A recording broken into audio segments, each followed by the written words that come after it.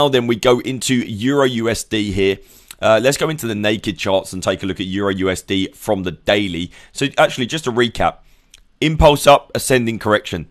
Just remember it, okay? Then we go into Euro USD. We've got the opposite. We've got the impulse down. We've got the descending correction. What has happened with all my drawing?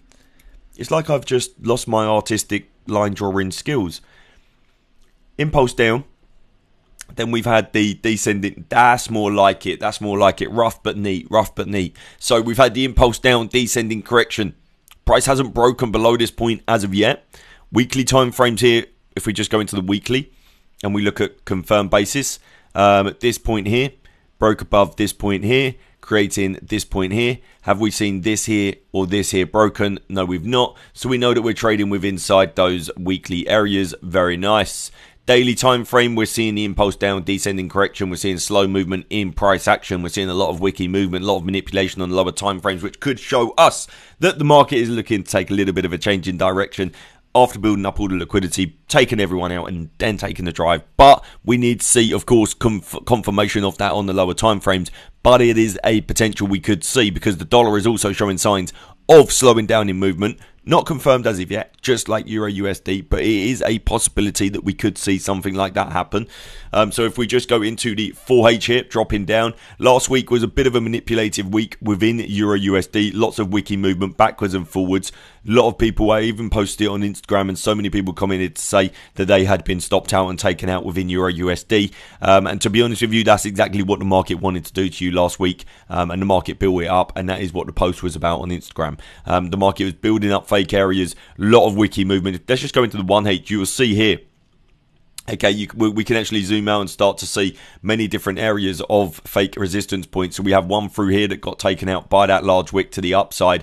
But even more so, there is the one that runs all the way through here through the upside there. We've also got minor areas running through the middle here. There is also some areas just below here that also got wicked out to the downside, and we'll see that if we just zoom in on the on the 1H time frame here, we was actually creating these areas, showing reactions from these points, as well, and then just taking out stop losses, driving straight back to the downside. So it was a very, very manipulative week last week within Euro USD, and I now believe that after that happens, right, we then start to see the moves. Now we're seeing lots of wiki movement here to the downside.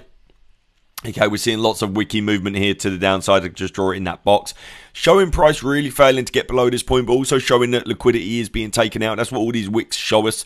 All these spikes, the long spikes up and down, taking liquidity. That's what these big wick movements do. That's why you get the move all the way down, and with him real quick you get the move back up, right?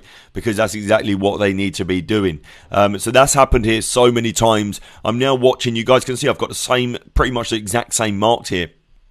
There's the liquidity running through there. This is the last confirmed lower high point here on the 4H time frame. Very important to have the last confirmed lower high point, because if that gets broken, there's the possibility of some upside movement in line with that daily downside impulse down descending correction. But for the moment, we are watching this area of support because it does, of course, always build up some liquidity as well. We could see price take a fake breakout take a fake breakout, then we could see the move to the upside potentially happen. That's exactly what the banks want to do. Other than that, if we do see price take missed it. Okay, other than that, if we do see price take a move down, we then see slow movement to the upside. That shows us further movement into 1.17.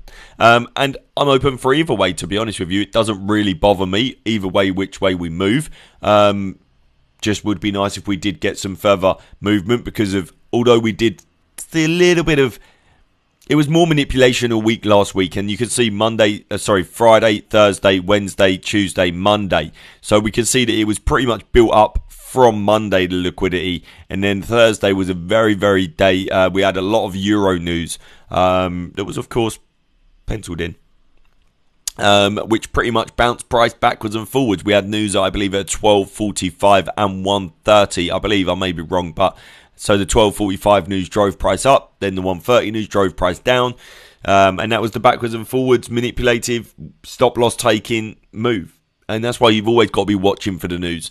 So yeah, at the moment we of course did see 5 days of side-by-side movement here, but it looks like we may be developing because we are of course taking these spikes, showing us that price may be gearing up for a nice move.